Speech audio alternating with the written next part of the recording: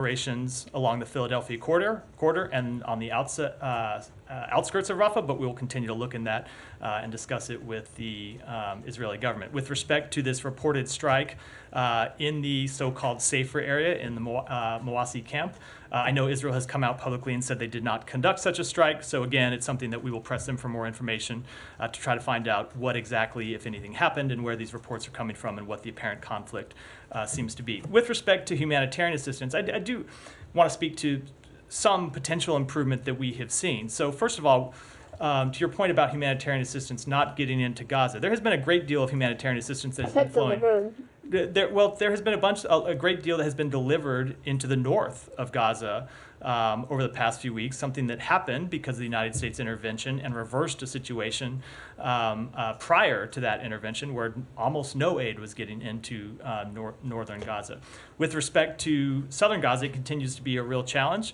There are a number of things that have made that a challenge. One being the closing of Rafah Gate, two being obviously the military kinetic operations that are taking place there that make it tough. But that said, we saw a number of commercial trucks going in last week, which are not a replacement for humanitarian assistance, but are important for a number of reasons. And then the president was able to secure an agreement with President El-Sisi on Friday to allow the UN trucks that have been in Egypt to move to Israel, make it to Kerem Shalom, and we're going to continue to work to get that aid delivered into Gaza. So to the point of your question, it is important not just that it make it to Kerem Shalom, but it make it through and be delivered. So we have seen some of that assistance, but it continues to be an ongoing challenge to try to deliver humanitarian assistance in the wake of military operations. So it's something that we're continuing to work through. With respect, having addressed all of those various premises, with respect to the broader question, look, we have made clear what our policy is with respect to Rafah. We do not want to see major military operations take place there in the way that we saw them take place in Khan Yunis and in Gaza City. At this point, we have not seen a military operation on the scale of those previous operations. And if you just look at the number of brigades that were in Gaza City, that were in Khan Yunis, this so far is a different type of military operation. But that said, it's something that we are watching very closely, something that we are in touch with the Israeli government about, and we will continue to press to them the importance of conducting legitimate operations to go after Hamas in a way that minimizes civilian harm. Yeah, Jake Sullivan said recently that the United States would be watching very carefully the level of number of deaths, actually, and level of destruction in Rafah specifically. Given the number of deaths and the level of destruction that we are seeing in Rafah, and today you have Israeli tanks that entered the zone, and you have already over 800,000, if not more, Palestinians who, fled the zone. Has Israel crossed the red lines that Biden has, that the president has given? It is something that we can, when it comes to their military operations in Rafah, as I just said in response to Ellen's question, it's something that we continue to look at very closely.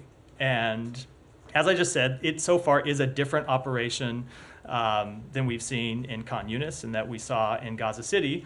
But this is something we watch every day and something that we engage with the government of Israel about every day.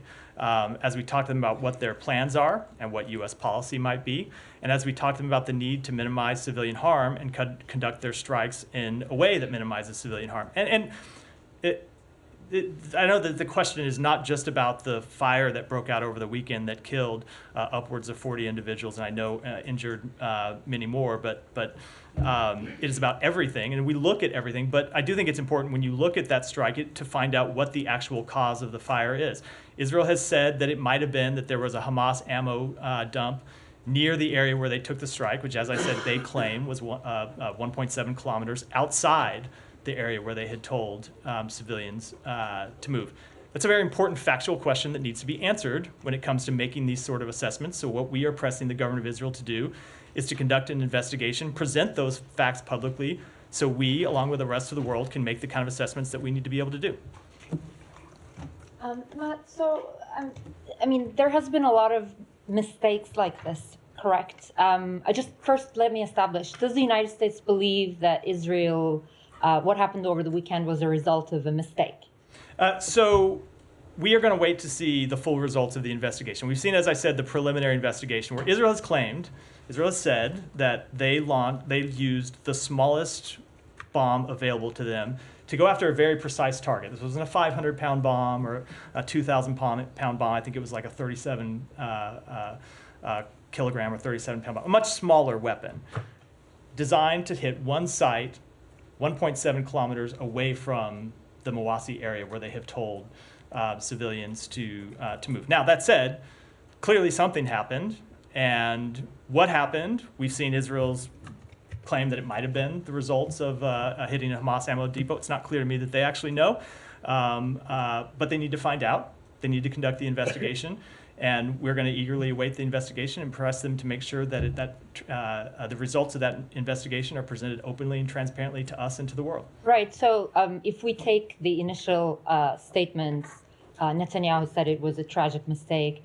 There has been a lot of headlines with those same comments, right? World Central Kitchen killings were also a tragic mistake. There was another one late last year on Maghazi camp that Israel has also called a mistake. Those are the two that comes to mind. I can find numerous other incidents. Is the United States comfortable sending this many weapons to an army that seems to be making a series of mistakes?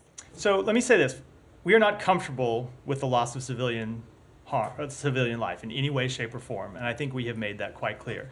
Number two, with respect to each of these incidents, it's important to find out what happened, why it happened, and who was at fault. And so it's important that this investigation proceed before we make any assessments that will help you answer that question. We've seen preliminary results. We want to see the full results. Oh. That said, and I'll say in previous investigations, for example, with the World Central Kitchen investigation strike, Israel did conduct an investigation and presented those findings publicly and then made changes in response to those findings, which we thought it was very important that they do. This seems to be a very different kind of strike, whereas in the World Central Kitchen, they made a mistake about what the target was, and they thought they were targeting Hamas terrorists, and they were not. That was a very clear mistake. In this instance, they were targeting what seems to be legitimate targets, and they were successful in taking out those targets.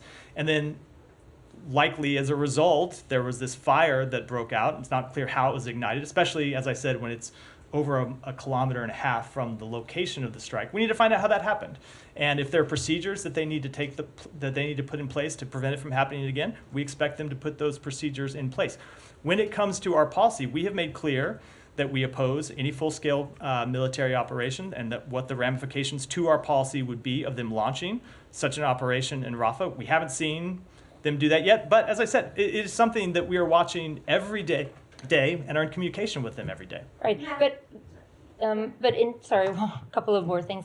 In terms of the accountability measures, you say that after the WCK attack, there has been some changes.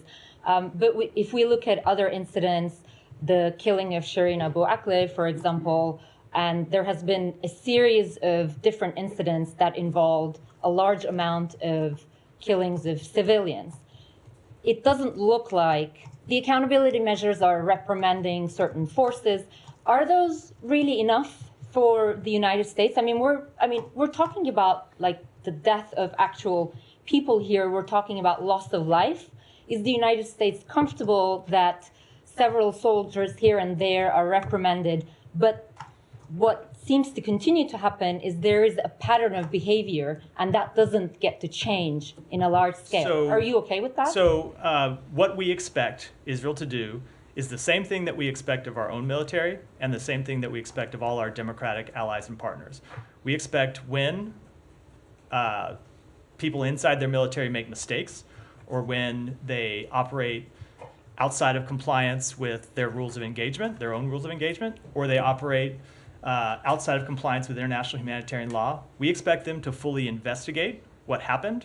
We expect them to make changes to policy if changes to policy need to be made. And we expect them to hold people accountable if accountability is appropriate. Now, with respect to the premise of your question, we're still in the middle of a conflict, and they have a number of investigations open, including criminal investigations into people who potentially violated international humanitarian law or violated Israeli law or violated the IDF's code of conduct. So I think it's too early to draw any broad sweeping assessments about that question.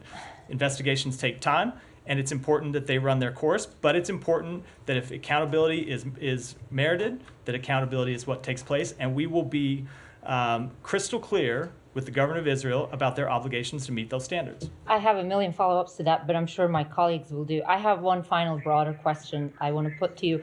So since the start of this conflict, but specifically since U.S. response to ICC over the weekend, there's been a lot of accusation that U.S. is actually eroding the very rules-based order it has long promoted, particularly against China and Russia, because certain truths, they say, are in contradiction to its policies when it comes to the war in Gaza.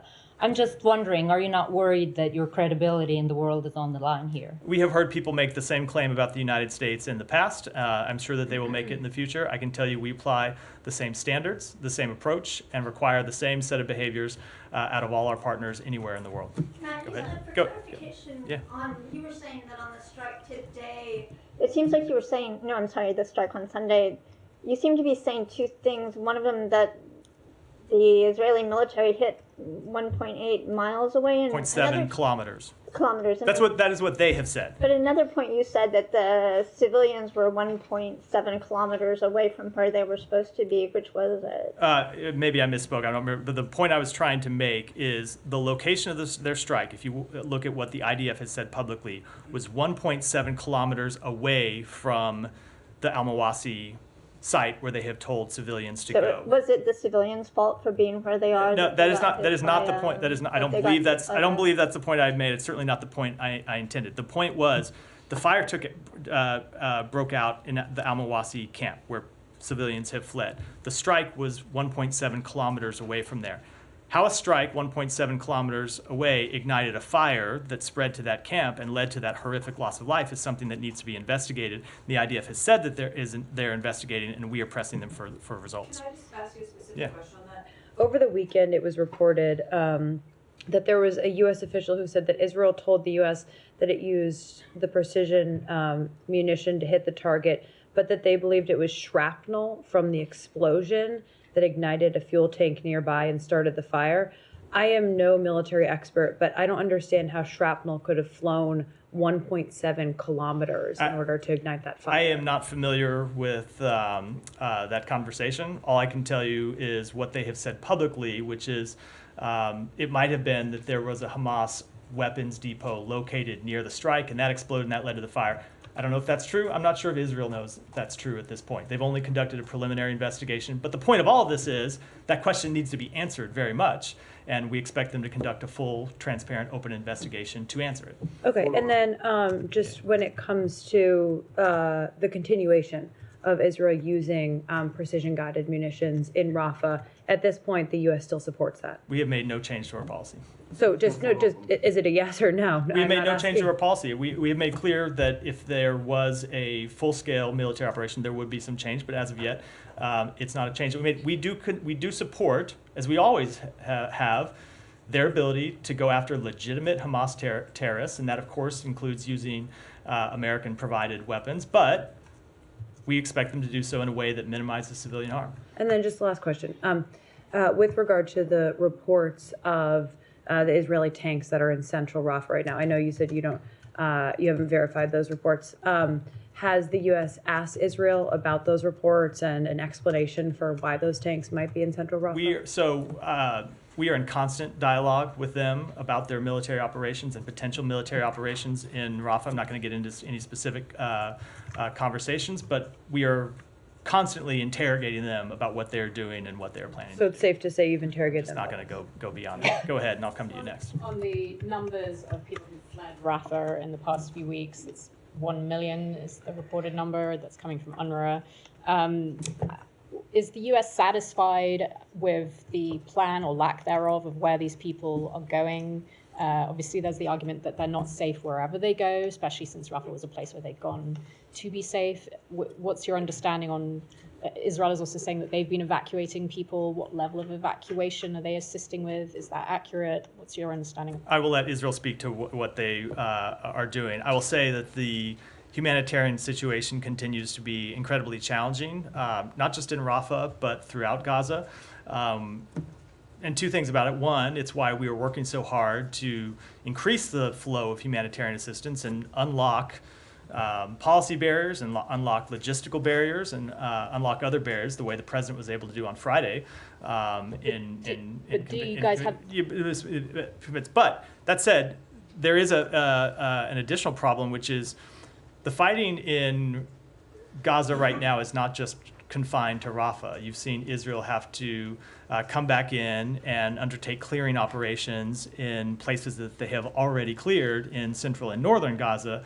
And it goes to the point that you have heard us make, that while it's important that Israel have a plan to fully, to the best of their ability, eliminate Hamas's ability to continue to carry out terrorist threats, they also need to have a plan for the day after. And that without a plan for the day after, there will be no day after. So when you see Israel conducting military operations in places where it had previously conducted military operations and thought that it was done, it does give us great concern about the sustainability of this conflict. I understand, but just more specifically, does the U.S. have an understanding about where most of these people are going and whether or not where they're going? My understanding is that they have gone to a number of different places. Some of them have gone back to Khan Yunis. Some of them have pushed into Western Rafah. Some of them have gone to Mawasi. I don't think there's any one answer to. And does the United States have an understanding of how much the IDF, the Israelis, are assisting them or not? I just don't know. Sorry. Go ahead. Just want to clarify something about the target that it's 1.5 or 1.7 kilometers away from the camp. Is this your assessment, or you are Again, I thought that I was clear about it, but just to make perfectly clear, that is what the IDF has said publicly. And they announced that today, that it was the result of a preliminary investigation. We are expecting them to complete a full investigation and make that public, and we will push them to do that. All right. The U.S. does not have an independent assessment. You don't have any assessment? No. Or if it did even happen in 1.7 or not? No, this is, no. Now, I just want to go back to the ICJ ruling over the weekend or last Friday, and a lot of the reading in the region now is that this two incidents now in Rafah is an Israeli response to the ICJ, that we're not going to stop that. What is your assessment? So we have made clear that we respect the court's vital role in this area, and that we fully expect Israel to comply with its obligations under international humanitarian law. And we will keep pressing them to do that. I don't know that there's any reason, any way to draw a connection between the two. The important question to us is whether Israel is complying with international humanitarian law or not, and that's something we're pressing them to do. And so you want Israel to then accept this order from the ICJ? We want them to fully comply with their international humanitarian law obligations. We respect the court's role. Israel has said that they are complying with the court's order. My understanding of the way the process works is that assessments of compliance are made by the court at the next step of the process, so we'll defer to that. Sai, go ahead. Thank you. First, I want to give a shout out to my student visitor friend from Gaza, sitting in the back, and they came with me today to attend the briefing. Welcome. So, yeah. I wanted to follow up on Leon and Humayra's questions on the red line.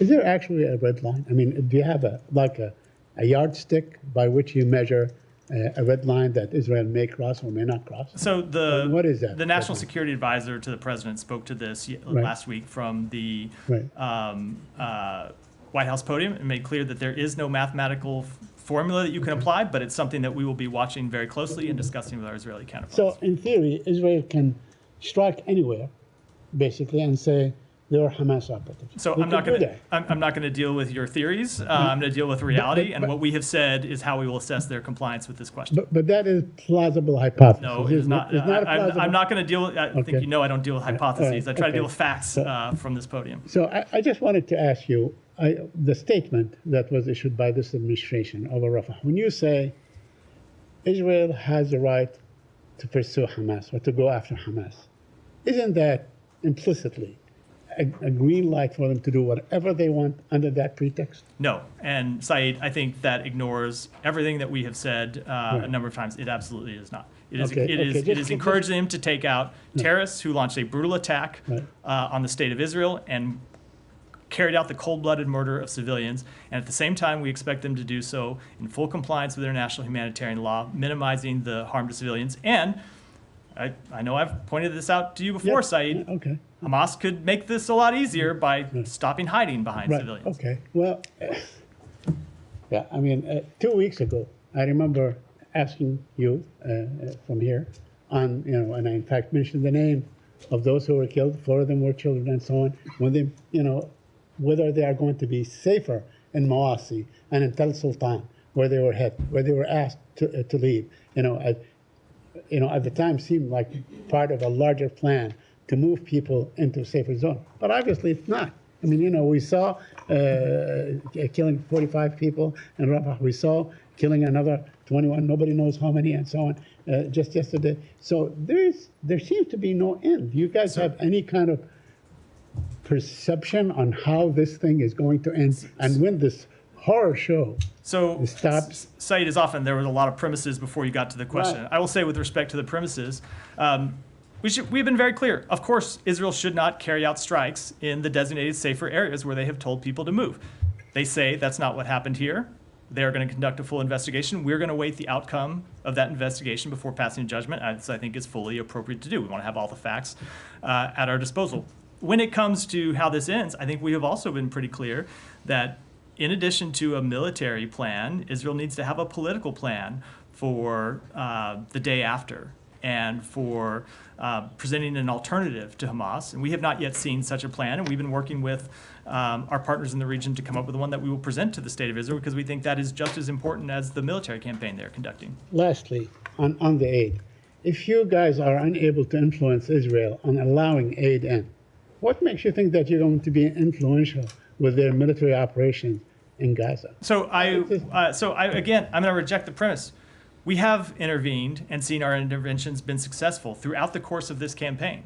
It was because of U.S. intervention that Rafah was opened in the first place. It was because of our intervention that Kerem Shalom was opened, and that Erez crossing was opened, and that Zikum crossing was opened, and that Ashdod was opened, and that trucks are now coming from Jordan, coming through Israel, and making it directly into northern Gaza. And it was because of the intervention of the United States just on Friday that UN trucks were allowed to move again through Egypt, into Israel, into Kerem Shalom, and then ultimately on to the people who need them. So I fully reject that premise, and I don't think it's supported by the facts or the history. Go ahead. Thank you, Matt. I have 2 quick questions. I have to leave top of the hour. One, you have called behind this podium many times for the protection of Palestinian civilians in Gaza. Can you tell us where are these safe zones? Can you just name them, identify where are safe zones in Gaza that people can go to? I would leave it to the government of Israel to speak to those. Obviously, Mawasi is one of them. I know they have designated others. There are maps that are publicly available, but I would leave it to them to speak to that. Okay, and second, the co-founder of Human Rights Watch and a Holocaust survivor, he was actually born in Nazi Germany. He said yesterday, and I just wanted to quote him, he said that over a period of time, Israel has obstructed delivery of humanitarian assistance. The victims were young children who were starved or badly malnourished that will be affected their ability physically and mentally for the rest of their lives. And on this basis alone, he believes that Israel is engaged in an act of genocide. So is he wrong, whether it's legally, ethically, or politically? How can you counter-argument this for the co-founder of Human Rights Watch let me first, and a Holocaust survivor? Let me first of all say, with respect to the humanitarian situation, it is of course dire, and I have no doubt that the long-term impact, especially on the children of Gaza, is going to be severe. And they're going to be paying the price of suffering through this conflict for years and years to come. And that, of course, is not even to speak of the families who are left without loved ones, including children who have died over the course of this conflict. It is not our judgment, continues to not be our judgment, that Israel is committing genocide. Nothing they have done meets the legal definition of that, and we have seen them take steps to allow humanitarian assistance in. We have seen them put in place measures to try and minimize civilian harm. As we spoke to when we released the National Security Memo 20 report, there are Israeli lawyers who are integrated into their targeting processes and have the ability to give binding orders to block certain targets from being taken. So all that goes into making that legal determination. And it just fundamentally do not see it that way and don't think the facts support it at all. That is not to say that there has not been massive human suffering. Of course there has. And a great deal of that is on Hamas, who continues to hide behind civilians. And of course, a lot of it is on Israel that needs to take additional steps to minimize civilian harm and minimize civilian suffering. And that's what we will continue to press them to do. Okay, can you take a question on an investigative reporting by The Guardian and magazine 972, which is basically saying that Israel for the last 9 years, have been pressurizing the ICC, spying on them. And what will be, the response from the US if you think an ally of yours has been pressuring an international legal entity that's trying to try people for crimes against humanity and war crimes? So I read that report. I think it's important to say we have not verified that ourselves at this point. So I don't want to speak to hypotheticals about what the United States may or may not do. But of course, we would oppose threats or intimidation against any public official. Thank you. Go ahead, Tom. Do you have any examples of where an internal Israeli or IDF investigation has led to meaningful accountability? I know they have a number of ongoing investigations. This is a conflict that is still relatively new, and they have a number of investigations that have led to criminal prosecutions, which of course is a further step. As it relates to the broad scope of Israeli investigations over the years, I know there have been places where people have been held accountable. I know there are places in this conflict, for example, where they disciplined officers who, for example, were filming themselves inside mosques. And I'm happy to follow up with specifics on those incidents. I mean, I asked the question because you're hanging an awful lot on faith in this process. And for example, in the National Security Memorandum 20 report, you talk about being convinced by Israel's, quotes, credible and reliable assurances over this. I mean, there are two cases in which American citizens who have been killed at the hands of the IDF have had no meaningful accountability. So I think people will perhaps be puzzled by your belief in assurances in so that. What we believe is that they have a process here. We're not making any lasting judgments yet as to what that process will yield because they're ongoing. But these are ongoing. But there have been many in the past that have been ongoing and have reached no conclusion. And they also create a situation where you're able to get into a holding pattern and say, okay, there's an investigation going on, so we'll hold judgment. But the alternative is to short-circuit an investigation and pass judgment in the middle of one, which also is not appropriate. I'm not asking you to pass judgment on these current incidents. I'm saying, where is the evidence that there is meaningful accountability and the evidence that these things are prevented from happening, which follows up what Humera was saying, on the basis of internal Israeli processes? Because a huge amount weighs on this now. The International Criminal Court, one of your objections to it is that they have an independent internal process. The ICJ, same thing. NSM 20, same thing. All of these incidents, you are hanging on a belief in that process being effective. And I'm asking you for the evidence that it is. So let me just level set here in that Israel is a democracy that has prosecutors and independent judges who can, in the case of prosecutors, conduct investigations and make their own determinations about what is appropriate. I know you want me to. I don't want to put words in your mouth. I hate it. Let me say, I hate it when people do. So let me take that back. I don't want to put words in your mouth. I know there is often a demand for us to try to jump to the end of an investigation. And I get the point I get the point you're making is different. I'm asking for the evidence that these have been effective. But you cannot reach a conclusion about the results of these investigations in the middle of a conflict. That's not what I'm asking. But it is to have faith in the process. You have to have faith in. You have to be able to look at what the outcomes it has generated are. But and we're not at a place where you can do it. This conflict is 100 years old. In its current form, it's probably 40, 50 years old. And when the IDF says that, or the internal system says there is a process of internal investigation, I'm asking you for some evidence that is effective, that it stops it happening again, that it creates accountability. And so, for example, in the last 2 years, with 2 American citizens who have been killed, there has been no meaningful accountability. When at the time, what the Israelis said was, there is an investigation, and you have relied on that as well. So I just cited one case where there were officers who were disciplined for taking actions inside a mosque, and there are a number of those similar cases that have been publicly reported. But I do think that it is impossible to pass a full, lasting judgment on the process while you're in the middle of it. I get the point that you are making, but we're just not in a position to declare that all the investigations that Israel are conducting are sham investigations while they're ongoing. I don't think it's fair to do that. We would object if someone did that with respect to our military justice system while the investigations were ongoing. Now, if 6 months from now or 9 months from now or wherever we are at the end of this process or where a reasonable amount of time has passed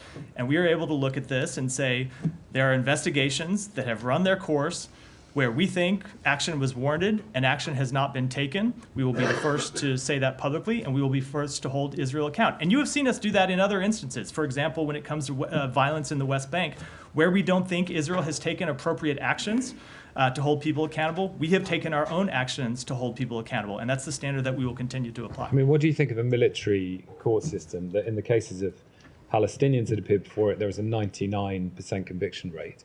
In the cases of Israelis that are held before separately, the civilian system, because they don't, in the same territory, have to appear before the military system, rights groups say that these are whitewashes, that there is virtually no accountability or investigation. I think I'm going to wait, as I said, to see the outcome of the investigations that are ongoing before I pass any judgment. Alex, go ahead. Thank you, Matt. Two topics, Ukraine first, and I want to go back to the opening statement on Georgia as well.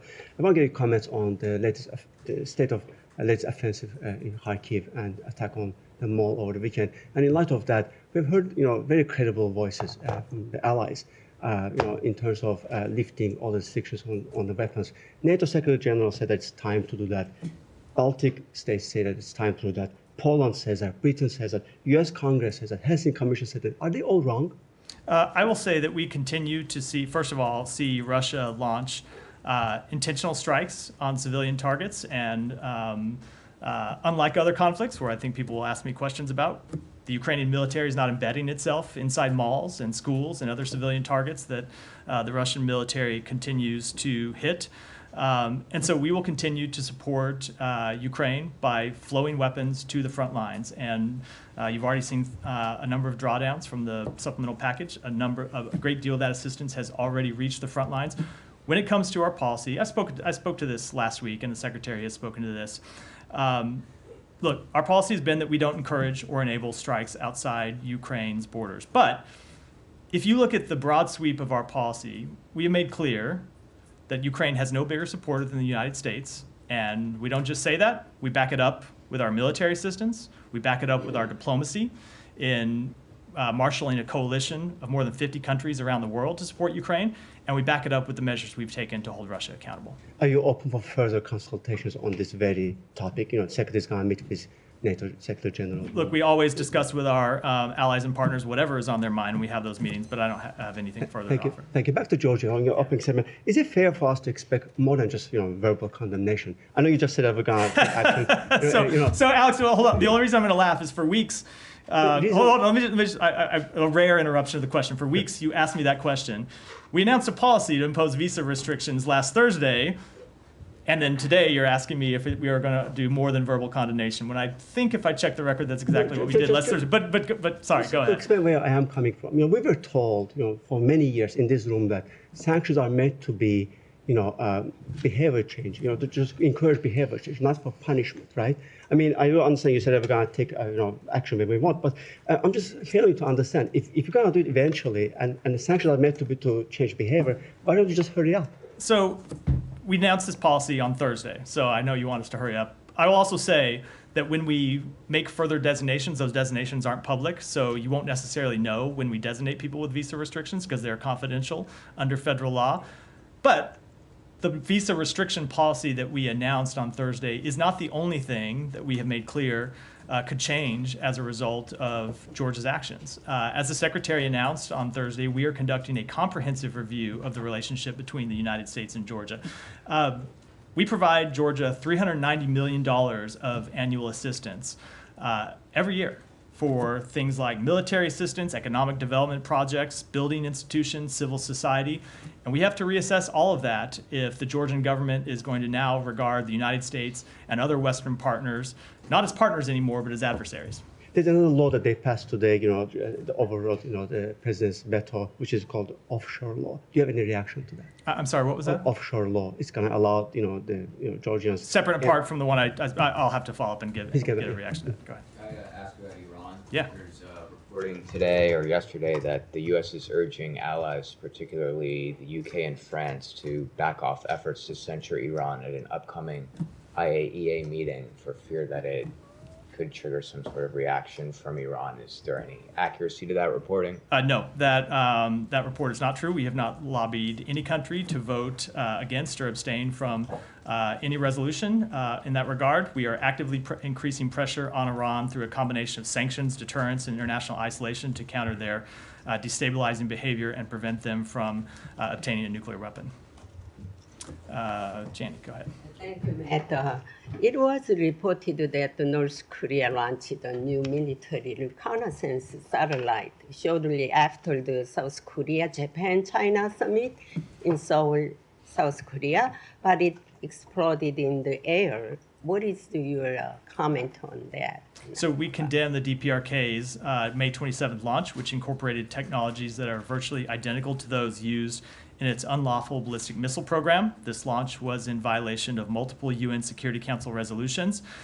We have been in close consultation with our ROK and Japanese counterparts regarding the launch, and we urge all countries to condemn the DPRK's unlawful WMD and ballistic missile programs and press the DPRK to engage in serious dialogue, which to date it has refrained from doing. But the common goal of denuclearization of Korean Peninsula was not included in the joint declaration of the South Korea-Japan-China summit. It is known that China has no intention of pursuing North Korea on the issue of denuclearizations. Can it be seen that China is tolerating North Korea's denuclearization? So I will just speak for the United States and say that we have made clear, including in our direct engagements with the People's Republic of China, that we would welcome them playing any kind of productive role encountering the DPRK's unlawful weapons of mass destruction programs. We will continue to make that clear, and I think I'll leave it at that. Taiwan, yeah. As you're aware, China conducted the military drills around the Taiwan Strait and Taiwan itself. The Taiwanese president has suggested to China to, and I quote, share the heavy responsibility of regional stability with Taiwan. Do you think this is a good move on the part of Taiwan, and do you have any general comments on this suggestion? I'm not going to speak to that in specific. I will say, with respect to the PRC's activities, we put out a statement from the Secretary on Saturday where we expressed our deep concern and said that we think the PRC should do everything to maintain stability and refrain from taking actions that increase destability across the Taiwan Strait. All right. Do you... somewhat on that. The PRC has argued that its position on the is based on United Nations General Assembly Resolution 2758. Deputy Assistant Secretary Mark Lambert's clarification, he made some clarifications in a recent event where he exposed the PRC's distortion of UN General Assembly Resolution 2758. Is there, what's the, does the resolution endorse China's sovereignty claim over Taiwan, and what's the distortion? Can you tell us? No, it does not, and for any further further comments, let me take it back. I haven't seen Mark's comments, so let me take it back and talk to him. Okay, one more, please. Again, Taiwan has been banned from attending the World Health Organization meeting this year. Whereas since 2009 to 2016, it did attend the assembly. On Friday, countries, including the U.S. and several others, issued a joint statement supporting Taiwan's participation. And Secretary Blinken has issued a statement saying that the U.S. supports is in line with Washington's One China policy. Do you have any further comments on that? Can you spell out the difference between Washington's One China policy and Beijing's One China principle? So I don't really have any further comment to those two statements that we put out. Our one China policy has not changed. And we have made clear repeatedly that we think Taiwan should be able to participate in the WHO session, that we think that when they were a participant, they brought meaningful expertise that enriched the discussions there and the debates there, and we want them to be allowed to participate in future sessions. Thank you. Go ahead. Thank you, Matt. Speaking of the reactions to the conflict in Gaza, today Iraqi cleric Muqtada al-Sadr said in a statement that what Israel is doing in Gaza, they are doing with the support of the US and US president. And he asked the Iraqi government to shut down the US embassy and expel the US ambassador in Iraq. Do you have any concern or reaction to that statement? So I'm aware of his comment. I will just say that we value our broad relationship or broad strategic relationship with Iraq and remain committed to working with the government of Iraq to expand opportunities for all Iraqis and support Iraq's security, stability, and sovereignty. And what's your reaction to the recent attacks to the US brands in Baghdad? They attacked the KFC, and also there were different attacks, which the Iraqi police says that this is anti-Israel motive behind these attacks. So we are tracking those reports and obviously condemn the act of violence, and we welcome the statement by Iraqi authorities that they are investigating the attack and want to see them fully do so. Thank you. Go ahead. Thanks, Matthew. What is Secretary Blinken's goals at the NATO foreign ministers meeting? So we did a call on that last week where we outlined what we intended to cover at the NATO foreign ministers meeting. The Assistant Secretary for Europe, James O'Brien, discussed that, and I will refer you to the transcript for a kind of full elucidation of the trip's goals. But I'll say in general, this is it is the last meeting of foreign ministers before the Washington summit in July. So it will be making the final preparations for the summit, including talking about our broad support for Ukraine. And what consequences could the U.S. impose on Israel for the bombing in Rafah? I have spoken to that, I believe, at length already. Okay. And how does the U.S. feel about Israel taking responsibility for the bombing in Rafah? Is it sufficient? Is it sufficient? Again, I think I spoke to that at length and to a number of questions already. So go ahead. Thank you. A thorough joint investigation by German-based DW and Sadet and Sweden-based Natro News revealed that former and current members of the Bangladeshi Death Squad Rapid Action Battalion routinely get deployed as UN peacekeepers. Since the US sanctioned RAB for gross violation of human rights, how concerned are you that its officers are being deployed in UN missions that the US funds significantly, around 27% fund contributing by the US from the taxpayers' money? So we're aware of these reports. Peacekeeping operations play an essential role in promoting international peace and security, and it is essential that peacekeeping personnel protect human rights. In accordance with the UN due diligence policy, the UN relies on troop and police contributing countries to self-certify that they are not sending troops or police who are implicated in committing human rights violations or violations of international humanitarian. Following recent revelation of the immediate past police chief's massive corruption in Bangladesh, who is subject to 2 US sanctions, could you tell us whether any US agency has found any of his assets stashed in the US or any other country, and whether the US has frozen such assets? Similarly, do you have any findings about corrupt former Army Chief General Aziz, as you imposed visa restriction recently? Will you take any action against the regime's top leadership, essentially from where these individuals are getting a free pass to do anything or everything? So with respect to the first question, I don't have anything to announce. With respect to the second, I'm aware of the allegations and the media reports that you referenced. We've been quite clear that we believe corruption saps economic growth, hinders development, destabilizes government, and undermines democracy. We have made anti-corruption a core national security interest since the outset of this administration, and our detailed implementation plan for this strategy has been articulated at a number of senior levels, but I don't have anything new to announce, and as you know, we never preview sanctions or other actions that we might take. Go ahead, and then we'll come to Ellen, and then we'll wrap. Go ahead. Just a quick one on Gaza. Do you have reports on Gaza and specifically humanitarian aid and specifically on the pier? The reports saying that the U.S. has suspended aid because the pier broke down or what have you. I don't have the details on it. Yeah, so I know that there were some issues with due to the weather over the weekend. I know the Pentagon has a briefing this afternoon, and I'll leave it to them to speak to that. Ellen, go ahead, and then we'll One of wrap my up. questions was his, but I wanted to ask, what's the situation with the humanitarian groups not being able to access aid from Kerem Shalom? They say it's too dangerous for them to. Could you discuss the situation in general? It is something that we continue to work through with the United Nations and with the government of Israel and with the IDF. It's related to these questions of deconfliction coordination that we have been working through that the Secretary discussed on our last trip.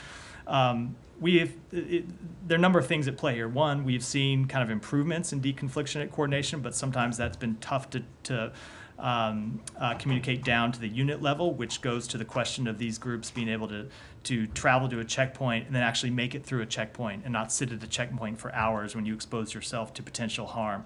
But then the other thing I'll say is that for a number of days, we weren't actually even getting humanitarian assistance to Kerem Shalom because of this issue with it being stopped in Egypt. We've now seen it flow, and so we tend to work these things kind of we're always working on all of it, but as you get humanitarian assistance into Kerem Shalom, then have a much greater need to kind of break down those barriers to delivery, which we're actually working on. Go ahead. Can I finish on Turks and Caicos? Sure. I know this came up a couple of days ago, but some Americans, I believe 5, have been arrested there for what they say is mistakenly bringing ammo to the island. They face a minimum of 12 years sentence for that.